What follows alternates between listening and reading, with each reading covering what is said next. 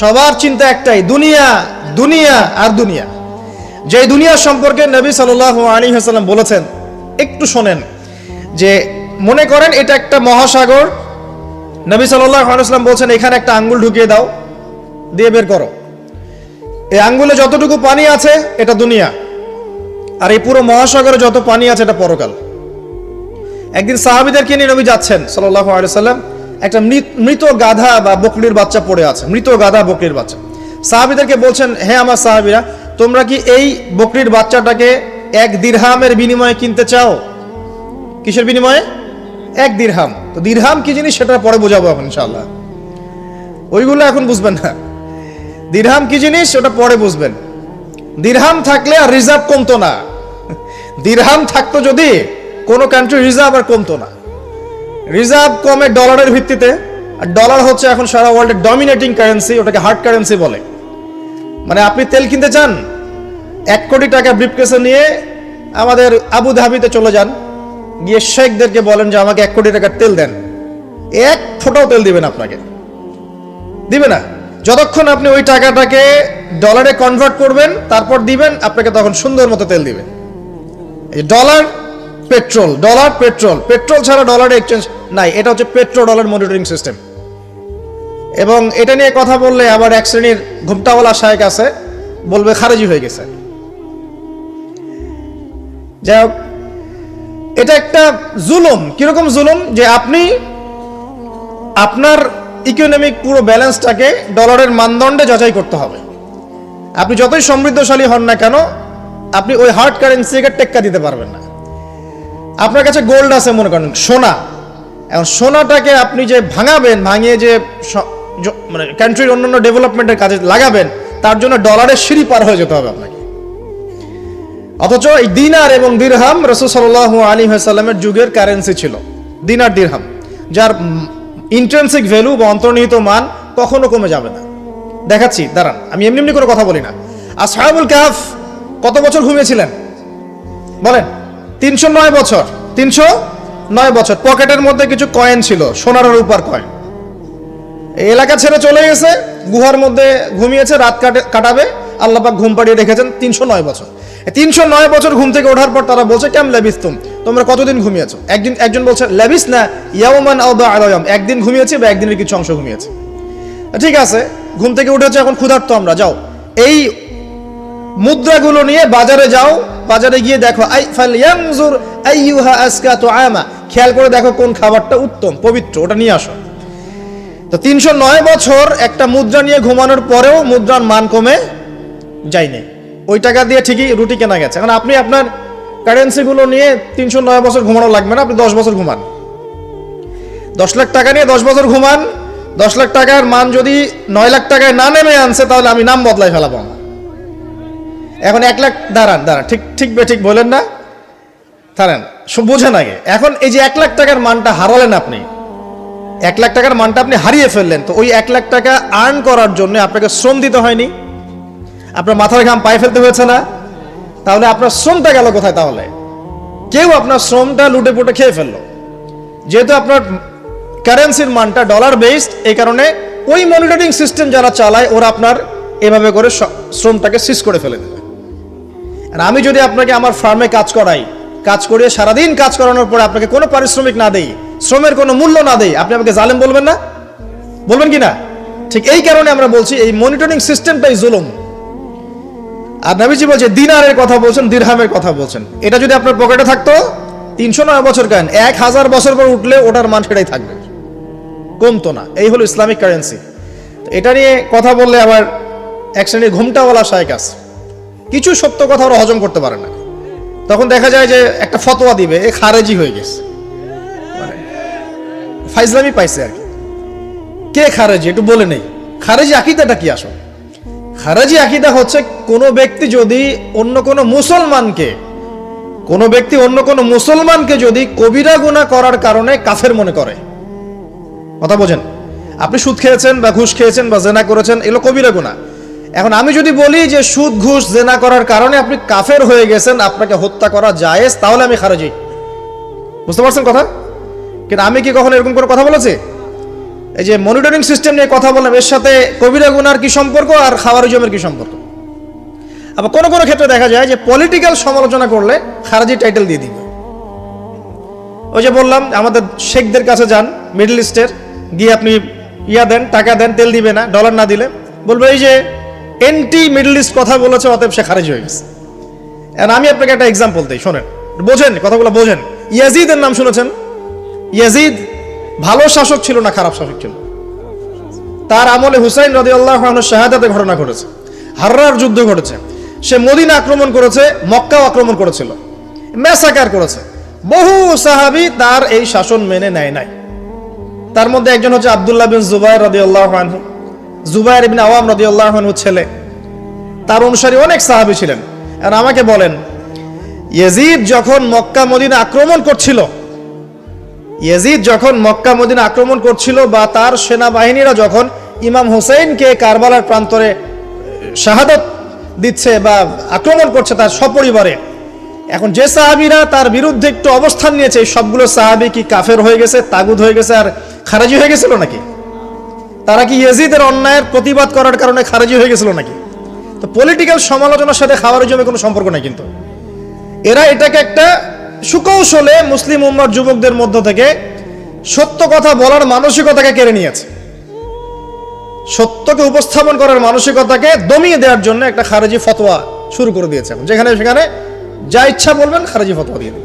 সুবহানাল্লাহ। যাই হোক, ওদিকে যাচ্ছি না, আমি মূল জায়গায় আসি। দেখুন, আমরা রাসূলের হাদিস থেকে জানছি দুনিয়ার মূল্য এতটুকু, তুমি কি এই বকরির বাচ্চাটাকে 1 দিরহামের বিনিময়ে কিনবা? সাহাবীরা বলছেন 1 দিরহাম কেন ইয়া রাসূলুল্লাহ সাল্লাল্লাহু আলাইহি ওয়াসাল্লাম, বিনা মূল্যেও যদি আপনি আমাকে এটা দেন বা আমাকে এটা দেয়া হয়, আমি এটা কিনবো না। বিনামূল্যেও যদি আমাকে এই মৃত বা এই পচা গলা এই গাধার বাচ্চা বকরির বাচ্চাকে দেয়া হয়, আমি কিনবো না। নবী সাল্লাল্লাহু আলাইহি ওয়াসাল্লাম বলছেন এটাই হচ্ছে দুনিয়া। আল্লাহ পাকের কাছে দুনিয়ার মূল্য এই বকরির বাচ্চার চাইতেও কম। তো এখন আমরা যারা বস্তুবাদিতায় লিপ্ত আছি, দুনিয়ার এই যে ফিকির, সারাদিন দুনিয়ার ফিকির মানুষকে এমনভাবে পেয়ে বসে না, মানুষ দুনিয়ার আলাপ ছাড়া কোনো কথাই বলতে চায় না। দেখবেন একজন আলেমের কাছে বসবেন, সে আপনাকে কোরআনের কথা বলবে, হাদিসের কথা বলবে। একজন দুনিয়াদার মানুষের পাশে বসবেন, 1 ঘন্টা বসে থাকলেও একটা কোরআনের কথা বলবে না, আর হাদিসের কথা মুখ থেকে বের হবে না। আর তার মাথাটা ফাংশন হয়ে গেছে দুনিয়া দিয়ে, ঠিক আছে? সে যদি ড্রাইভার হয়, সারাদিন গাড়ির পেঁচাল পারবে, গাড়ি এটা, গাড়ি ওইটা এমন, গাড়ি ওইটা এমন। সে যদি ইকোনমিক সেক্টরের মানুষের বলবে এই যে ব্যবসা এমন, এই ব্যবসা এমন, ওই ব্যবসা এমন। সুদী মহাজন হয়, বলবে এই এখানে সুদ দিলে এত হবে, এখানে দিলে এত হবে। আর পলিটিক্স যদি করে তাহলে সারাদিন পলিটিক্যাল আলাপ করবে।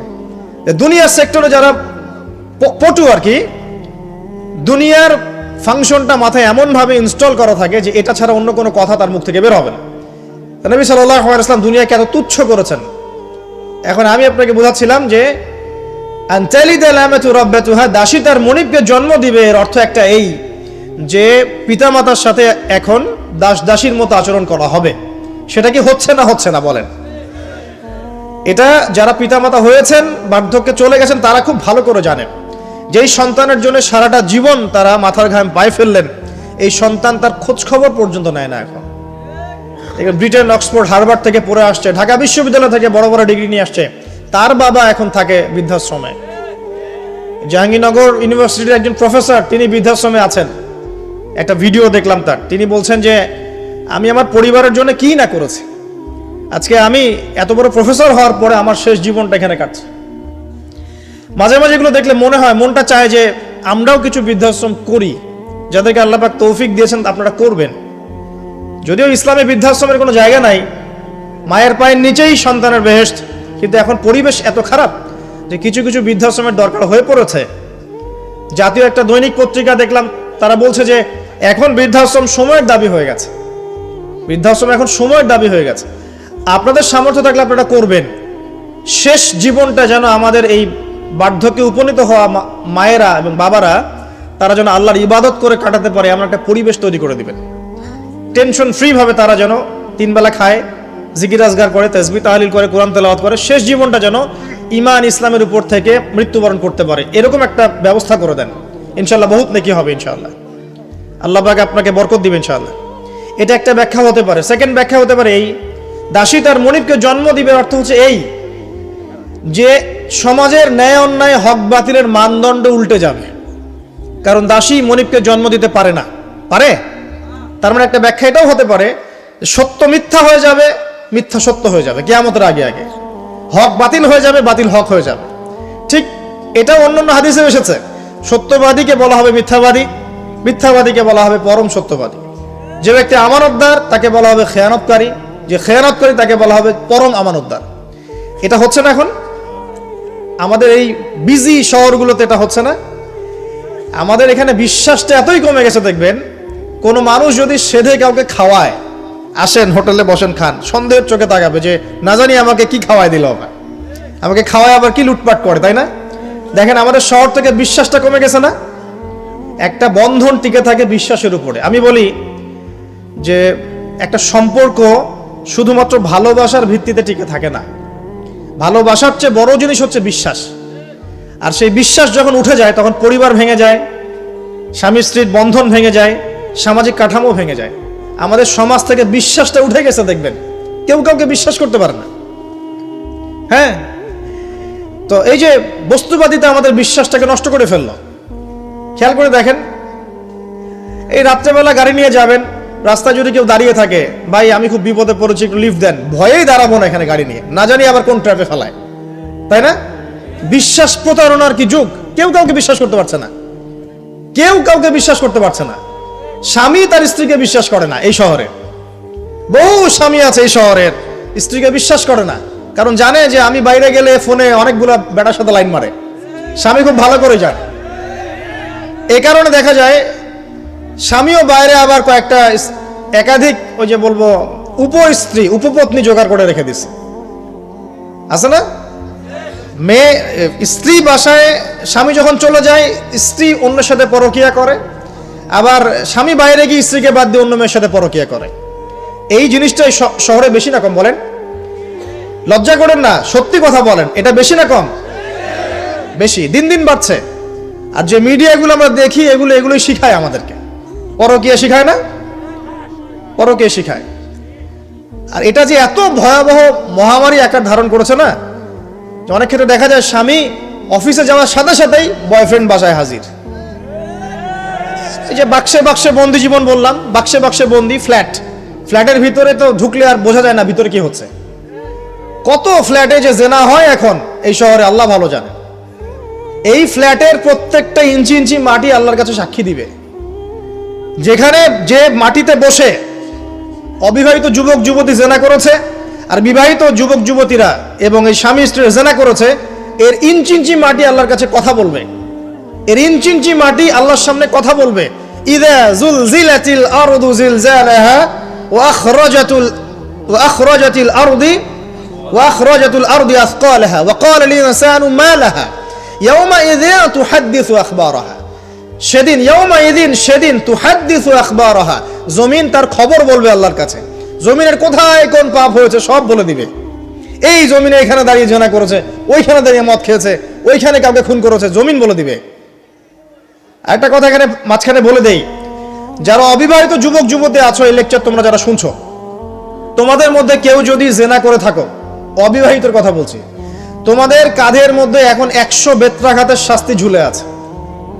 সূরা নূরের 1 থেকে 3 নম্বর আয়াত পড়ে দেখবে, অবিবাহিত যুবক যুবতী যদি জেনা করে তাদের শাস্তি হচ্ছে 100 বেত্রাঘাত, তাও জনসমক্ষে, এবং এক বছরের জন্য নির্বাসন। এই বিধানগুলো যদি পৃথিবীর কোনো দেশেও না থাকে, আসমানে আছে। মরার সাথে সাথেই এই বিধান কার্যকর হবে ইনশাআল্লাহ। বাঁচার বুদ্ধি কি? একটাই উপায় আছে। এই লেকচার কানে চলে গেছে, অনতিবিলম্বে ওযু করবে, ওযু করে খালেস ভাবে রাতের শেষ রাতে জায়নামাজ বিছাবে, জায়নামাজ বিছিয়ে আল্লাহর সামনে দাঁড়িয়ে 2 রাকাত নামাজ পড়বে, পড়ে নিজের পাপের কথা স্মরণ করে চোখ দিয়ে দরদর করে পানি ফেলে দিবে, আল্লাহকে সেজদায় গিয়ে বলবে, আল্লাহ আমি জেনা করেছি, আমাকে মাফ করে দাও, আমার এই পাপের কথা কেউ জানে না, তুমি জানো, মাফ করে দাও। এই মাফ নেওয়ার পরে আবার ওই যার সাথে করেছেন ওর সাথে আবার লিঙ্ক আপ করার চেষ্টা করেন না। আসো আমরা জেনা করেছিলাম, আসো বিয়ে করে নেই, এটা সলিউশন না। জেনা করেছেন, আগে তওবা করে ফিরে আসতে হবে, তারপরে পুরো জীবন ইসলামিক লাইফ লিড করতে হবে। আল্লাহ যদি দেখেন যে হ্যাঁ আপনি ঠিকঠাক তওবা করে আল্লাহর পথে চলছেন, আল্লাহ তখন আপনাকে নেককার স্ত্রী দিবে ইনশাআল্লাহ। এই এই এই একমাত্র রাস্তা যুবকদের জন্য এবং যুবতীদের জন্যও। যুবকরা না হলে পার পেয়ে যেতে পারে, কারণ একটা কথা সমাজে প্রচলিত আছে না, যে ছেলে মানুষের ইজ্জত তো সহজে যায় না, গোপন হয়ে গেছে, কেউ জানে না, আল্লাহ মাফ করে দিয়েছেন, সে হয়তো পার পেয়ে গেল। কিন্তু এই যে মেয়ে, তুমি যে 8-10টা ছেলের সাথে জেনা করেছো, তোমার ইজ্জতের কি হবে?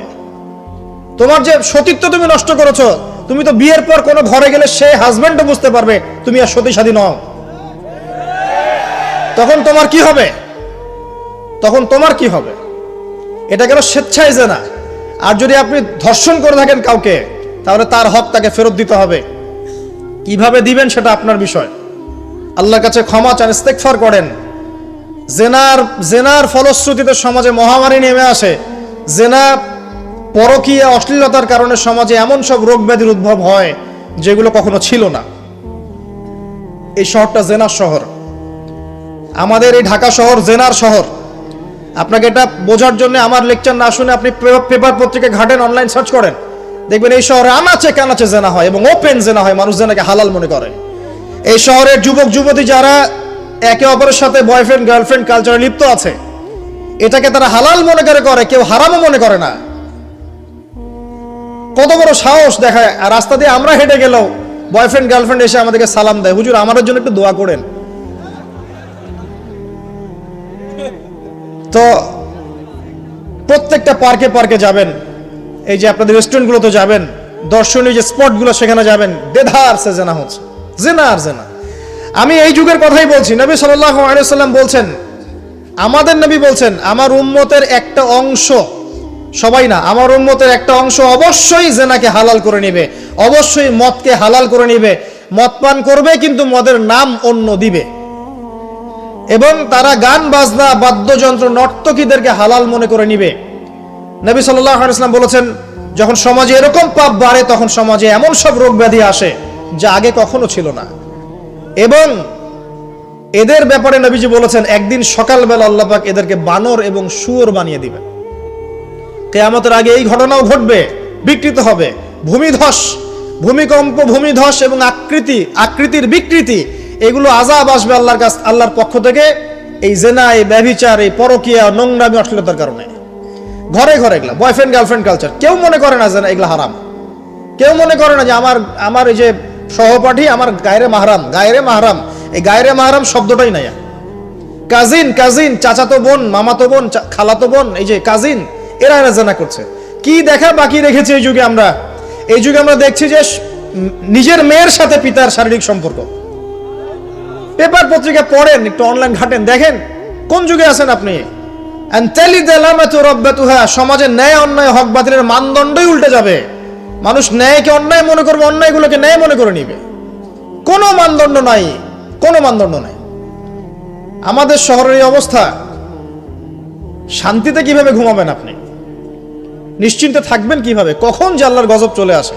কোরআনে একটা আয়াত আছে, যখন আল্লাহ পাকের গজব আসবে তখন শুধু জালেমদের উপর খাস করে আসবে না।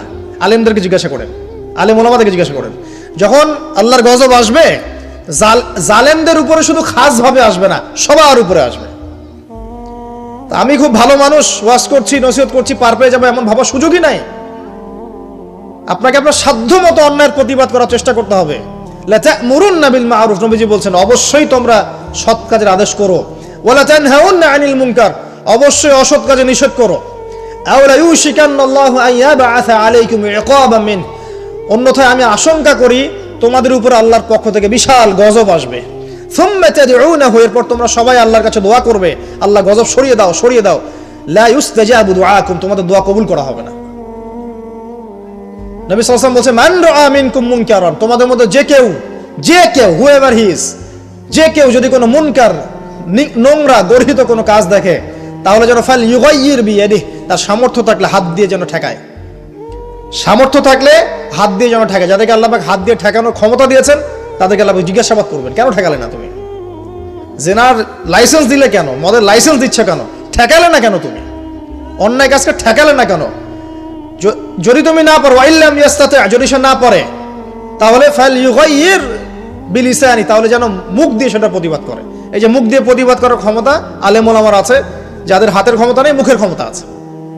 সেটাও যদি না পারে, ওয়াইল্লাম ইয়াস্তাতি, সেটাতেও যদি সে সক্ষম না হয়, ফাবিকলবিহি, তাহলে যেন অন্তর দিয়ে ঘৃণাটা পর্যন্ত করে। ওয়াবিযালিকা আদআফুল ঈমান, এটা হচ্ছে ঈমানের সবচেয়ে নিকৃষ্ট একটা অবস্থা, সর্বনিম্ন অবস্থা। এর নিচে ঈমানের কোনো অবস্থাই নাই। তার মানে অন্যায় দেখে আমাদের যাদের মনে কোনো ফিলিংসই কাজ করছে না, তার মানে আমাদের ঈমান নাই আসলে। সহজ কথা, ঈমানের সেই তেজ নাই আমাদের মধ্যে। আসুন, একটা ব্যাখ্যা এটাও হতে পারে সমাজে ন্যায় অন্যায় হক বাতিলের মানদণ্ড উল্টে যাবে। একটা জায়গায় যাচ্ছি, তার আগে একটা কথা বলতে ভুলে গিয়েছিলাম। এখন বিবাহিত যারা আছে, এই যে দেবর আর ভাবি, এই যে শালি আর দুলা ভাই, মধুর সম্পর্ক না এগুলা? দাঁড়াও, এটা মধুর সম্পর্ক। দেখা যায় সুবহানাল্লাহ, এই যে আমার এখানে ফোন আছে না, আমাদের অফিসিয়াল পেজ আছে, অফিসিয়াল পেজে যত প্রশ্ন আসে দেখি ম্যাক্সিমাম জেনা কেন্দ্রিক, ব্যভিচার কেন্দ্রিক, পরকীয়া কেন্দ্রিক। যারা বিবাহিত ব্যক্তি হওয়ার পরেও পরকীয়া করেছেন, বিবাহ করার পরেও পরকীয়ার পাপে লিপ্ত ছিলেন বা এখনো আছেন, জেনে হোক না জেনে হোক করেছেন, অথবা এটা জেনে করেছেন যেটা একটা খারাপ কাজ, তারপরেও করেছেন।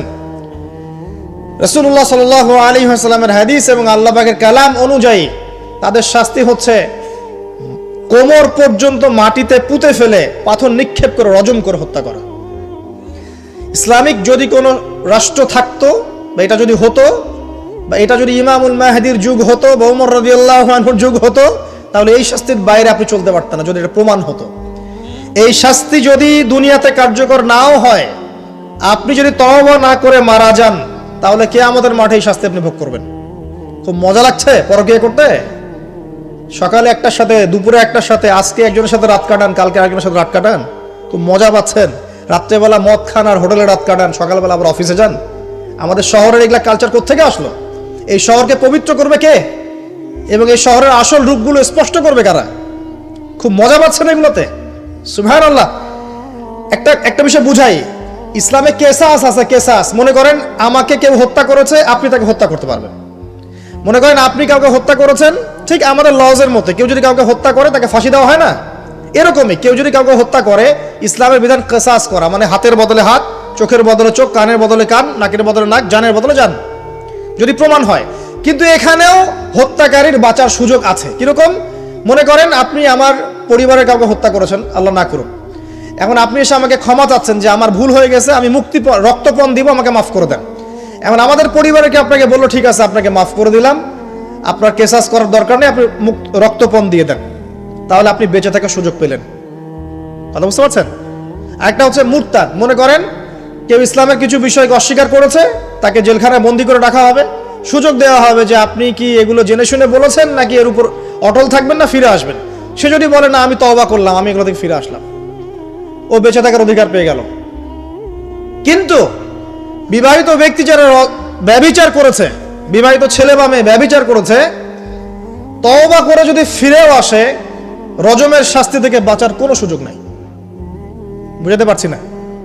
একজন মহিলার কথা বলি তাহলে বুঝতে পারবেন। এটা একজন মহিলা সাহাবীর ক্ষেত্রেও হয়েছে, একজন পুরুষ সাহাবীর ক্ষেত্রেও হয়েছে। আচ্ছা, পুরুষ সাহাবীর কথা বাদ দিয়ে মহিলা সাহাবীর কথাটা বলি। মহিলা সাহাবী এসেছেন, এসে নবীজিকে বলছেন ইয়া রাসূলুল্লাহ তাহিরনি, আমাকে পবিত্র করুন, আমি একটা অন্যায় করেছি, আমি বিশাল একটা অন্যায় করেছি। নবী সাল্লাল্লাহু আলাইহি ওয়াসাল্লাম বলছে কি করেছো তুমি? তখন সে বলছে আমি জিনা করেছি। নবী সাল্লাল্লাহু আলাইহি ওয়াসাল্লাম বলছেন বাসায় যাও, বাসায় গিয়ে আল্লাহর কাছে তওবা করো, আল্লাহ পাক মাফ করে দিবেন। নবীজি এটাকে হাইড করতে চাচ্ছেন, কারণ কি, যখন আপনি কেস আদালতে নিয়ে যাবেন তখন তো উপায় নাই, আপনাকে তো বিচার করতেই হবে। তুমি বাসায় ফিরে যাও, তওবা করো, আল্লাহ মাফ করে দিবেন। সে মহিলা নাছোড়বান্দা, না আমার বিচার করে দেন, আমার বিচার করে দেন, পরকালে আমি শাস্তি পেতে চাই না, দুনিয়াতে আমার বিচার করে দেন। নবী সাল্লাল্লাহু আলাইহি ওয়াসাল্লাম বলছে তুমি কি গর্ভবতী হয়েছো? হ্যাঁ, জেনার কারণে আমি গর্ভবতী হয়ে গেছি। এরকম হচ্ছে না এখন? আর যে অ্যাবর্শন করছে না, ওই যে ক্লিনিকে গিয়ে, এটা ট্রেন্ড হয়ে গেছে, হইলো, সমস্যা কোথায়? কি এমন হয়েছে? আমার কি ক্যারিয়ার নষ্ট হয়ে গেছে? ফ্যামিনিস্ট নোংরা মেয়ে কোথাকার। তারপরে এই মেয়ে বলছে হ্যাঁ আমি গর্ভবতী হয়েছি ইয়া রাসূলুল্লাহ। নবী সাল্লাল্লাহু আলাইহি ওয়াসাল্লাম বলছেন বাসায় ফিরে যাও, সন্তান যখন খালাস হবে তারপরে এসে বিচার করে দেব। 9 থেকে 10 মাস সে এই সন্তানকে গর্ভে ধরলো, ধরার পরে সন্তান যখন খালাস হয়ে গেল, সে নবীর কাছে এসে সন্তান কোলে নিয়ে, নবজাতক, ইয়া রাসূলুল্লাহ সাল্লাল্লাহু আলাইহি ওয়াসাল্লাম দরুদ পড়বেন। আমাকে পবিত্র করে দিন, আমার সন্তান হয়ে গেছে এখন। নবী সাল্লাল্লাহু আলাইহি ওয়াসাল্লাম বলছেন, সন্তান কি দুধ খাচ্ছে? হ্যাঁ, দুধ খাচ্ছে। তাহলে তুমি তাকে দুধ পান করাও। কত বছর দুধ পান করাতে হয়? 2 বছর। 2 বছর দুধ পান করাও। দুধ পান করা শেষ হবে, তারপরে এসে তোমার বিচার করে দেব। এবার 2 বছর দুধ পান করানোর পর এই মহিলা এসেছে, সন্তানের হাতে একটা রুটি। নবীজিকে বলছেন, ইয়া রাসূলুল্লাহ সাল্লাল্লাহু আলাইহি ওয়াসাল্লাম, আমার সন্তান এখন রুটি খেতে পারে, আমার সন্তান এখন রুটি খেতে পারে, আমার বিচার করে দিন। তখন নবী সাল্লাল্লাহু আলাইহি ওয়াসাল্লাম বলছেন, সাহাবীরা, তোমাদের মধ্যে কেউ কি আছো এই সন্তানের দায়িত্ব নিবে? একজন আনসার সাহাবী বলছেন, আমি দায়িত্ব নিব। তখন এই আনসার সাহাবীর কোলে নবী সাল্লাল্লাহু আলাইহি ওয়াসাল্লাম এই বাচ্চাকে তুলে দিলেন। তুলে দেওয়ার পর খালিদ বিন ওয়ালিদ রাদিয়াল্লাহু আনহু অন্য সাহাবীদেরকে বললেন, যাও এই মহিলাকে নিয়ে যাও, কোমর পর্যন্ত গেড়ে দিয়ে রজম করে হত্যা করো। এবার এই মহিলাকে নিয়ে যাওয়া হচ্ছে। একটা কথা বানিয়ে বলছি না, এই আপনার আলেম ওলামা যারা আছেন জিজ্ঞাসা করবেন কওমি মাদ্রাসার। এই মহিলাকে নিয়ে যাওয়া হচ্ছে, মহিলাকে পাথর নিক্ষেপ করা হচ্ছে। পাথর নিক্ষেপ করার মধ্যে খালিদ বিন ওয়ালিদ রাদিয়াল্লাহু আনহুর পাথরও ছিল। খালিদ বিন ওয়ালিদ রাদিয়াল্লাহু আনহু নাম শুনেছেন না? বীর সাহাবী, তিনি পাথর নিক্ষেপ করেছেন একটা। এই পাথরের আঘাতে ওই মহিলার কোন একটা জায়গায় লেগেছে, গায়ের লেগে রক্ত বের হয়ে গেছে। রক্তের ছিটাটা তার গায়ের এই যে কাপড় এসে পড়েছে। কাপড় এসে পড়ার সাথে সাথে খালিদ বিন ওয়ালিদ রাদিয়াল্লাহু আনহু বলছেন, ছি ছি ছি ছি ছি, আমার গায়ের মধ্যে এরকম নোংরা ব্যভিচারী মহিলার রক্ত পড়লো কিভাবে? এরকম একটা তাচ্ছিল্যের কথা বলেছেন। তখন নবী সাল্লাল্লাহু আলাইহি ওয়াসাল্লাম বলছেন, হে খালিদ তুমি থামো, হে খালিদ তুমি চুপ করো। তুমি জানো এই মহিলা এই 2 বছরে 3 বছরে এত তওবা করেছে আল্লাহর কাছে, এই সমস্ত তওবা যদি মদিনাবাসীর মধ্যে বন্টন করে দেওয়া হয় তবুও কম হয়ে যাবে। আর আমি এখন দেখছি এই মহিলা জান্নাতে সাঁতার কাটছে। আমি বুঝাতে পারছি না আপনাকে প্রিয় বোন, প্রিয় ভাই, যারা বিবাহিত হয়ে ব্যভিচার করছেন, জিনা করছেন, তিনি তওবা করেছিলেন, তওবা করেছেন, আল্লাহ পাক মাফও করে দিয়েছেন, জান্নাতে চলে গেছেন, কিন্তু পৃথিবীতে তার শাস্তি কায়েম করা হয়েছে। বিবাহিত ব্যক্তি ব্যভিচার করে ফেললে তার পৃথিবীতে বেঁচে থাকার অধিকার সে হারিয়ে ফেলে। আর এই পাপটাকে আমাদের সমাজে এত সহজ বানিয়ে দেওয়া হয়েছে, যে যার সাথে ইচ্ছা পরকীয়া করতে পারে। মেয়েও করছে, ভাবিও করছে, শালিও করে, দুলাভাইও করে, সবাই আমরা পরকীয়া করতে যাচ্ছি। পরকীয়ার সয়লাভ বন্ধ করতে হবে, পরিবারে পর্দা কায়েম করতে হবে, অপসংস্কৃতি ঠেকিয়ে দেন, এগুলা চ্যানেলগুলো বন্ধ করে ফেলেন বাসা থেকে। ইসলামিক সমাজ কায়েম না করতে পারলে আমাদের মা বোনরা সব নষ্ট হয়ে যাবে দিন দিন। আর পরিবারের ইজ্জত যখন চলে যায়, কোনো কিছুর বিনিময়টাকে ফিরে পাওয়া যাবে না। কেন পরকীয়া করতে গেছেন? আল্লাহ, আপনার যদি এতই চাহিদা থাকে আরেকটা বিয়ে করেন না কেন? বিয়ে করতে সাহস কুলায় না নাকি? বিয়ে করলে যে স্ত্রীকে নিয়ে সূর্যের আলোতে ঘুরতে হয়, ওই জন্য ইঁদুরের মতো রাতের বেলা অন্ধকারে আপনি থাকতে চান, সিংহের মতো সকালবেলা সূর্যের লোকে স্নান করতে পারেন না। কথা বুঝতে পারেন নাই? বিয়ে করলে স্ত্রীকে নিয়ে পুরুষের মতো, সুপুরুষের মতো সূর্যের আলোকে আপনি হাঁটবেন রাস্তায়, কাউকে ভয় করবেন? আপনার মতো কোনো ভয় কাজ করবে না। আর এখন আপনি ইঁদুরের মতো রাতের অন্ধকারে রাত কাটান অন্য মেয়ের ঘরে গিয়ে। এই শহরের এই মহামারীগুলো বন্ধ করতে হবে। আমি এই শহরের একজন শুভাকাঙ্ক্ষী বাসিন্দা, আমি এখানকার। আমি আমার চোখ দিয়ে যা দেখছি, এটা দেখার পর চুপ থাকতে পারি না। আমরা সব জায়গায় জানা দেখছি, মাদক দ্রব্য দেখছি, আর পরকীয়া দেখছি। পর্নোগ্রাফির তো শেষ নাই, প্রত্যেকের ফোনে ফোনে পর্নোগ্রাফি, এভরিবডি। দেখবেন অনেক সময় মাদ্রাসার শিক্ষকের দ্বারা ছাত্র বালাৎকার হচ্ছে, হয়নি? সম্ভব কিভাবে? কারণ ওই শিক্ষক পর্নোগ্রাফিতে আসক্ত ছিল। আপনি চেক করে দেখেন, পর্নোগ্রাফিতে আসক্ত হওয়ার ফলে সে হিতাহিত জ্ঞান হারিয়ে ফেলেছে। সে বাচ্চা, ছেলে বাচ্চা না মেয়ে বাচ্চা, কিছু দেখার সময় নেই। ওই পবিত্র জানোয়ারের যে স্বভাবটা সে আর দমন করতে পারছে না। পর্নোগ্রাফি আর মাদক আর ব্যভিচার, জেনা, ফ্রি মিক্সিং অবাধে আমাদের শহরে। বস্তুবাদী তো আছেই। তো এটাকে আখিরুজ্জামানের শহর বলবো না, থেকে আউয়ালুজ্জামানের শহর বলবো নাকি? শুধু এই শহরের সমস্যা এটা নয়, প্রত্যেক বড় বড় শহরেই সমস্যা। ইভেন এগুলো এখন গ্রামে পর্যন্ত চলে গেছে। এগুলো গ্রামেও চলে গেছে, গ্রামে আরো বেশি আছে। দেখবেন শহরের ছেলেরা তো জিন্স আর টি শার্ট পরা মেয়েদেরকে দেখে অভ্যস্ত না, এরা না একটু কন্ট্রোল করতে পারে। আর যখন একটা গ্রামের ছেলে পর্নোগ্রাফি দেখবে, সে তো আর নিজেকে কন্ট্রোল করতে পারে না।